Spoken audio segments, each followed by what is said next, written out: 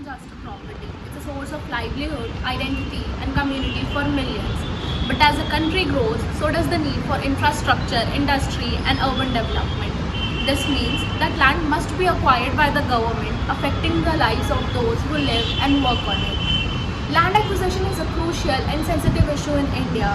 While crucial for national development, it also means that land acquisition disrupts the lives of families and communities. To deal with these issues, the Government of India has introduced the Land Acquisition, Resettlement and Fair Compensation Act of 2013, an act enacted to ensure fair treatment, just compensation and proper rehabilitation of people. But how well does this act actually work in practice? What challenges do the rehabilitated people face, and how does the government deal with all these problems? To understand the situation better, we have spoken with various government officials and legal experts working in the field firsthand.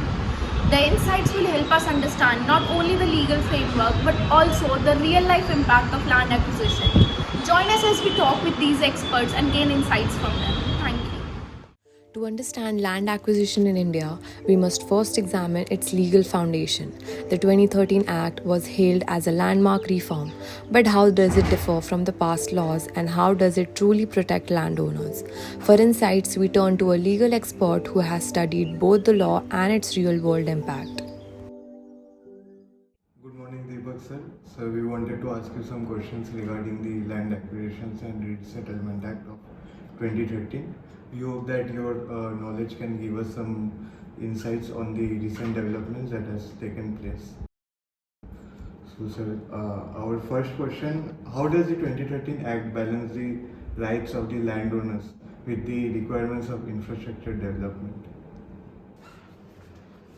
So if we see the date of enforcement of old Land Acquisition Act, it was passed way back in 1894. That time the very purpose of the Britishers was just to take out the natural resources which were there.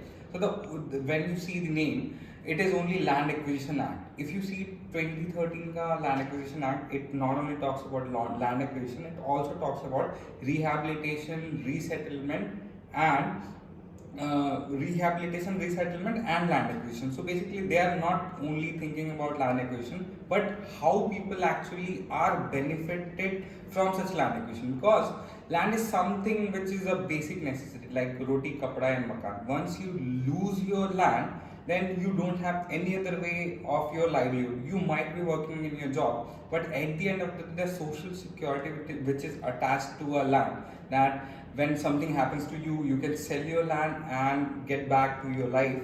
That was not there.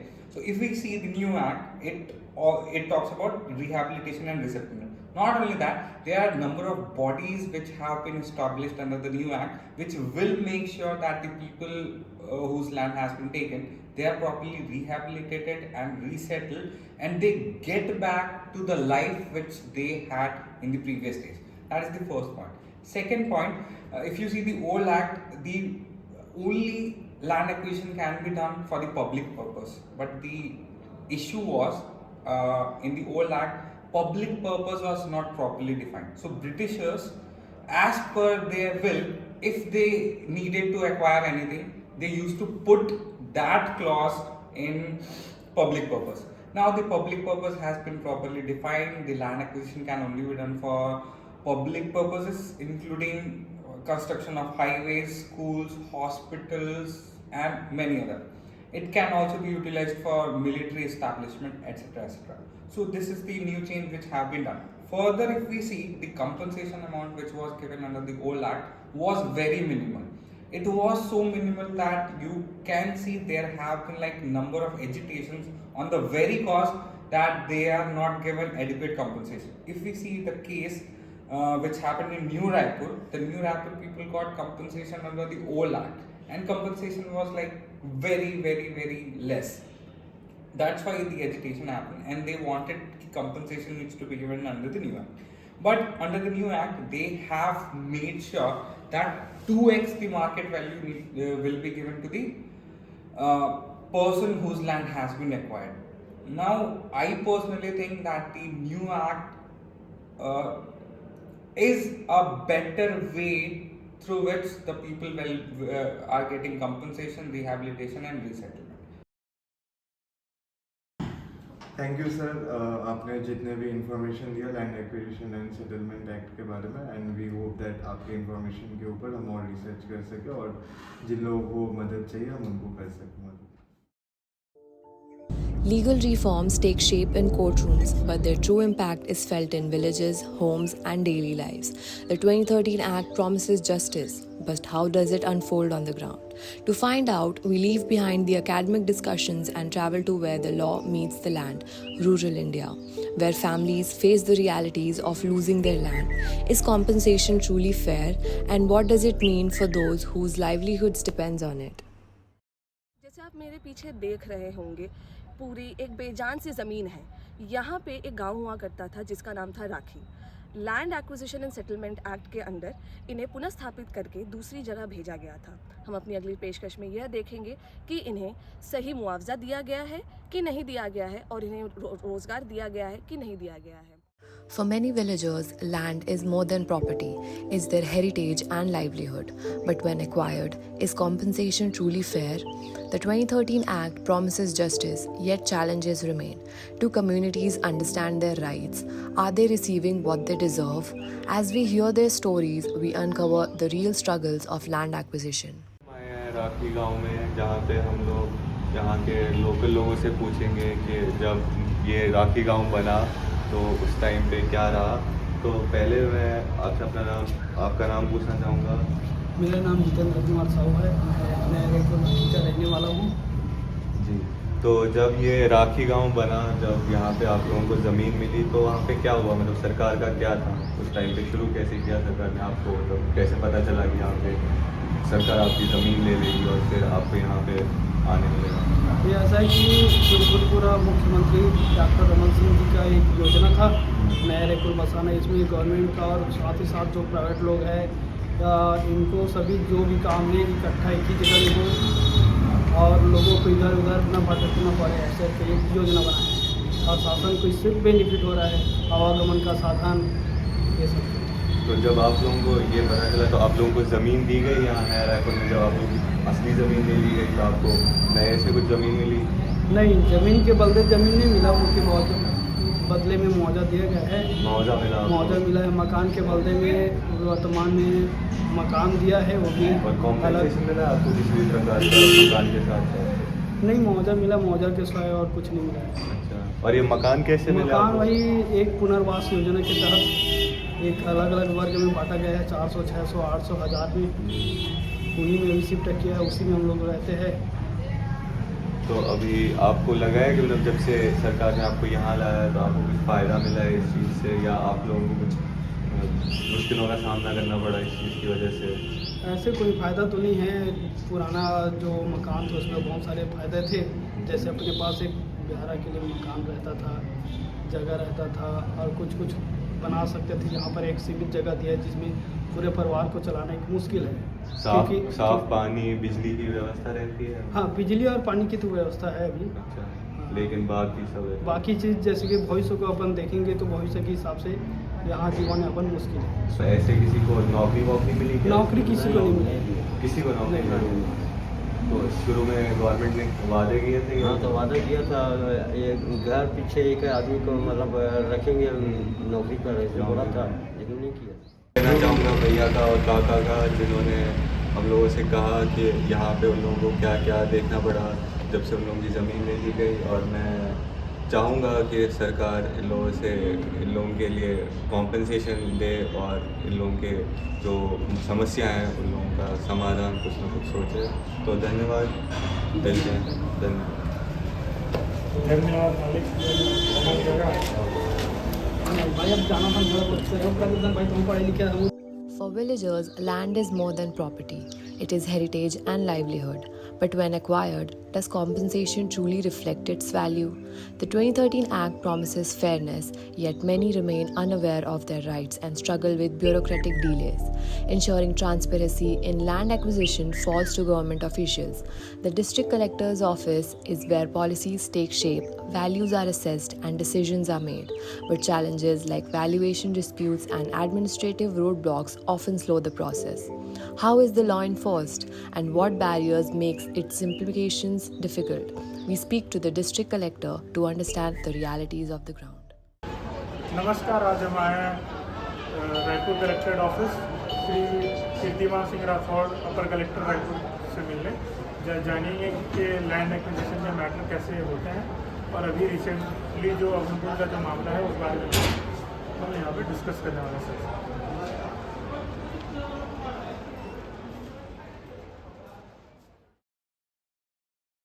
आज हम आए हैं अपर collector कीर्तिमान sir से discuss करने के land acquisition and resettlement में क्या इशूज़ आते हैं और कैसे इन इशूज़ को हम रिजॉल्व कर सकते हैं और किस तरीके से ये लॉज अभी तक चलते आ रहा है।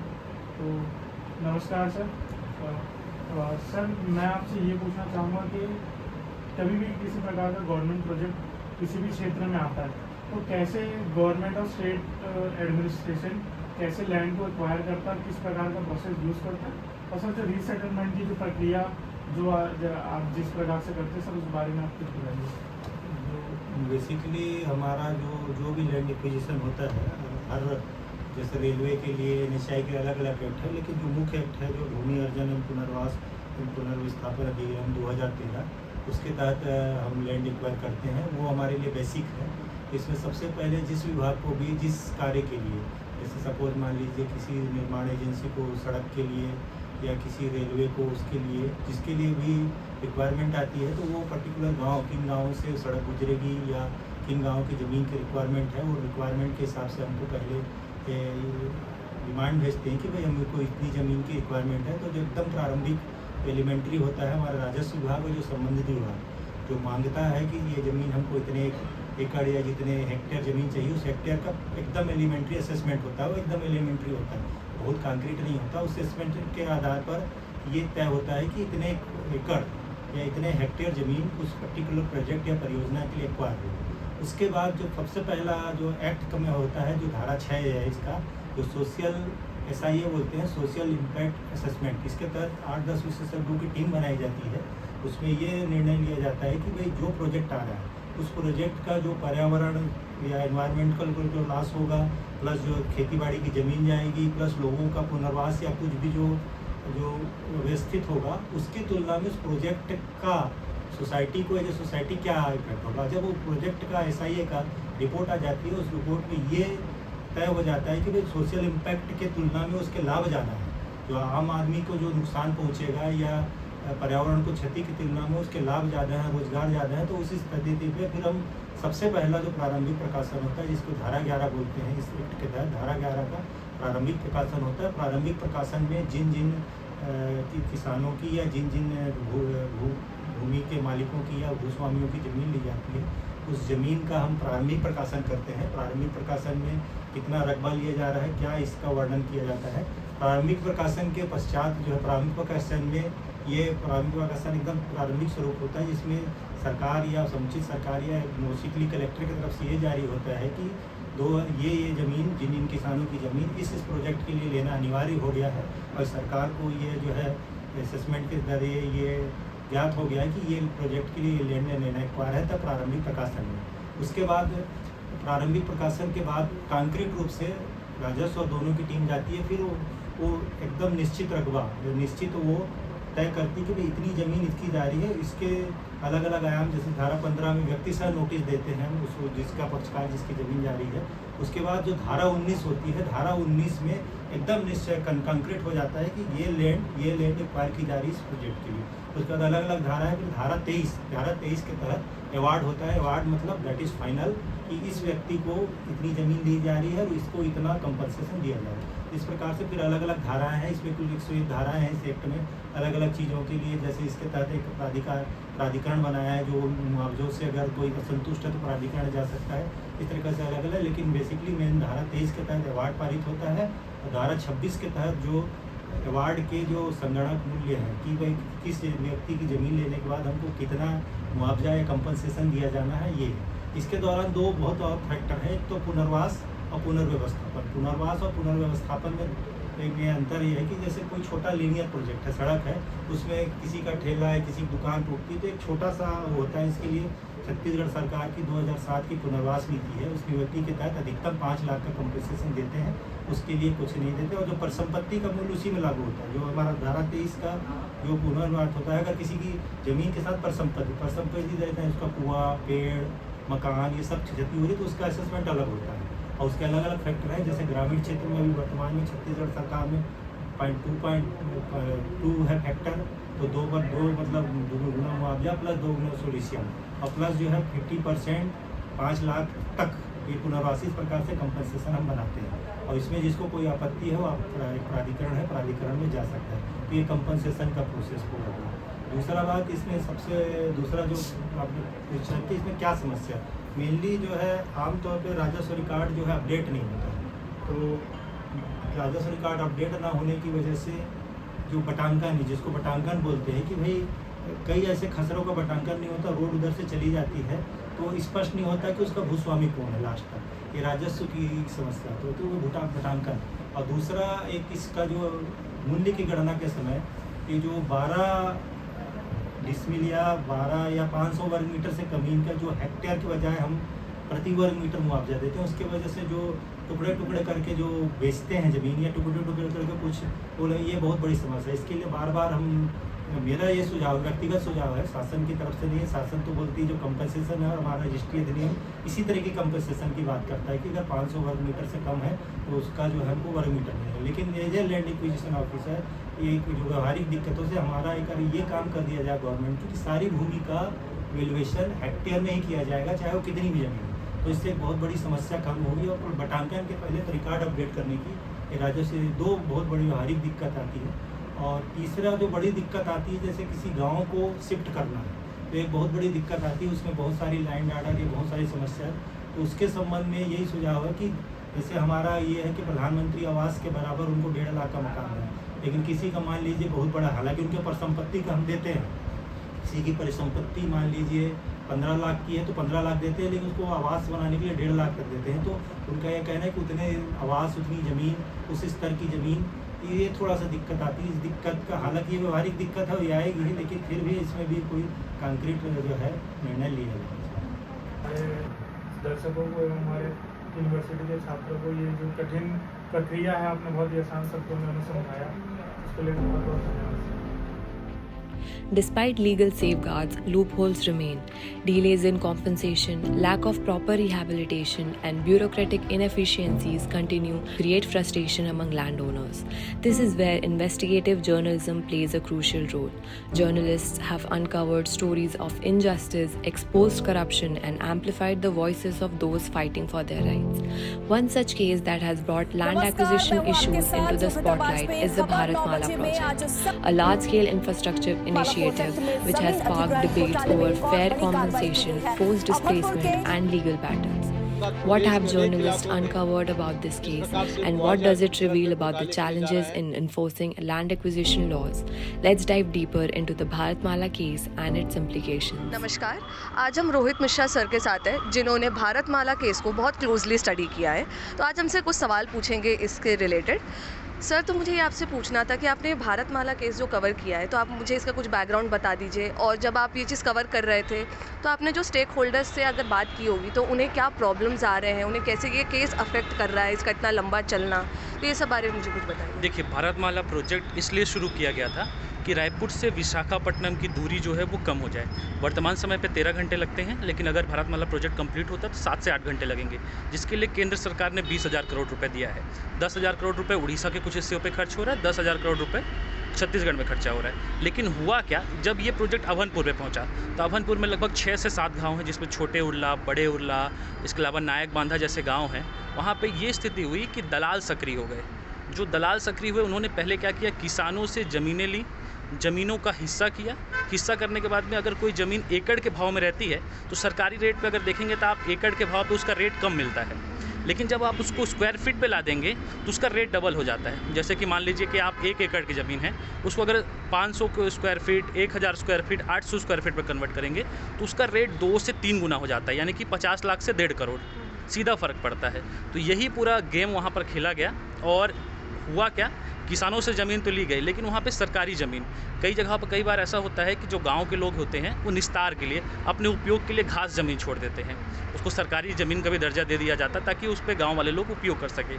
उस ज़मीन को भी लगभग 20 से 25 लोगों में बांटा गया। 20 से 25 लोगों में जब शॉर्ट उसका किया गया, 500 स्क्वायर फीट किसी के में 600 स्क्वायर फीट, 700, 800 इस रेडियस से बांटा गया, तो उसमें मुआवजे की राशि जो है वो बहुत ज़्यादा बढ़ गई और इसी तरीके से किसान अफेक्टेड हो गए। और हो रहा क्या कि जब वो पैसे दिए गए, लगभग 350 करोड़ रुपए के आसपास हैं जो दे दिए गए हैं, अभी लगभग 78 करोड़ रुपए बचे हुए हैं और उतना ही अभी वर्तमान में जिनकी ज़मीन सही थी किसानों की, वही 78 करोड़ रुपए उनको दिया जाना है। तो इसके लिए पूरा मामला फंसा हुआ है। हालांकि जांच समिति है, लगातार सस्पेंड भी हो रहे हैं, एसडीएम सस्पेंड हो चुके हैं, उस पर तहसीलदार सस्पेंड हो चुके हैं, 3 पटवारी सस्पेंड हो चुके हैं और जांच अभी चल रही है, आगे देखिए क्या होता है। तो सर, जैसे आपको आपकी तरफ से कोई सजेशन कि सरकार को अगर ये एक्ट में कोई लूप होल है जिसका तहसीलदार या पटवारी जिसका इस्तेमाल करके अनफेयर प्रैक्टिसेस कर रहे हैं, तो आपका कोई सजेशन इसको लेते हुए, और क्या ऐसे कुछ और केसेस भी सामने आए हैं पहले भी? देखिए, जब भी इतने बड़े स्तर पे प्रोजेक्ट निकलता है तब छोटे स्तर पे इस तरह की चीज़ें होती हैं। आप हर गांव में चले जाइए, अगर कोई नेशनल हाईवे का प्रोजेक्ट है तो वो हर गांव में आप जाइए, आपको छोटे स्तर पे ये चीज़ें दिखेंगी। लेकिन अभनपुर में बड़े स्तर पे किया गया। क्यों किया गया? क्योंकि यहाँ पर दलाल ज़्यादा सक्रिय हैं। अभनपुर क्योंकि एक नया कंस्ट्रक्टेड एरिया है, बहुत ज़्यादा लोग अभी वहाँ पर बस रहे हैं, ऐसा कोई गाँव एरिया है, गाँव से डेवलप करके शहर लाया जा रहा है क्योंकि रायपुर से लगा हुआ है। इसी कारण वहाँ पर लोग ज़्यादा सक्रिय हुए और इसको रोकने का सिर्फ एक ही रास्ता है कि जब गवर्नमेंट उसको लेकर लैंड लेती है उस समय उस पर निगरानी रखी जाए। क्योंकि ये होता है कि भारत सरकार का जो पोर्टल रहता है, इसके अलावा जो अधिसूचना होती है उसमें खसरा नंबर यानी कि ज़मीन का विवरण डाला जाता है। लेकिन वो क्या हुआ कि ज़मीन का विवरण डाल दिया गया, पैसे हो गए, लेकिन उसके बाद एनएच ने उसमें ध्यान नहीं दिया तो अधिकारियों ने मनमौजी की। और ये नियम है कि जब उसका खसरा नंबर आ जाए, भारत सरकार की अधिसूचना में आ जाए, तो उसके बाद आप उस ज़मीन को कुछ भी नहीं कर सकते, ना बटांकन कर सकते हैं, ना उसमें आप हिस्सा काट सकते हैं, ना किसी और के नाम पे स्थानांतरित कर सकते हैं। लेकिन उसके बावजूद भी ये किया गया जो कि सरासर गलत था। और अगर उसी समय इसको ध्यान दिया होता है एनएच के अधिकारियों ने, उस समय सर्वे अगर किया होता रोड बनने के दौरान पे जब ज़मीन ली गई, तभी ये चीज़ें सामने आ जाती, लेकिन उन्होंने किया नहीं। तो उनकी तरफ से लापरवाही हुई और जिसके कारण किसानों को अब भुगतना पड़ रहा है। उनके तो पैसे गए ही, लेकिन कई ऐसे लोगों को पैसे चले गए जिनको नहीं जाना था। तो सर, ऐसा कोई और केस जो कभी छत्तीसगढ़ में सामने आया हो जहाँ पर ऐसी ही अनफेयर प्रैक्टिसेस हुई हो, जहाँ बहुत पैसा सरकार अपने मतलब जो दलाल लोग हैं उन्होंने अपनी तरफ ले लिया हो? ऐसे एक केस जब नया रायपुर बस रहा था डॉक्टर रमन सिंह के शासनकाल में, उस समय भी ऐसे ही केस आए थे जिसको लेकर लंबे समय तक प्रोटेस्ट चला है। पिछले साल भी जब कांग्रेस की गवर्नमेंट थी तब भी प्रोटेस्ट चला और उन लोग का ये कहना था कि हमारी ज़मीन तो ले ली गई, लेकिन हमें जो उचित मुआवजा दिया जाना है वो उचित मुआवजा नहीं दिया जा रहा है। उसका भी रीज़न यही था कि दलाल सक्रिय हो गए, कई लोगों के नाम पे बढ़ गए, तो कई चीज़ें हुई हैं। तो नया रायपुर में बेसिकली नया बनाया जा रहा है, नया रायपुर को नए स्तर पे डेवलप किया जा रहा है और उसके आसपास के हिस्से में इस तरह की चीज़ें दिखी हैं, बहुत सारी दिखी हैं। Thank you sir. The 2013 Act aimed to bring fairness to land acquisition, but laws alone are not enough. Their impact depends on awareness, enforcement, and accountability. While some landowners receive fair compensation, others face delays, disputes, and political influence that weaken protections. So, how do we ensure development respects human rights? Fair compensation is more than policy. It's a promise of dignity and justice. True progress isn't just about infrastructure. It's about ensuring no one is left behind.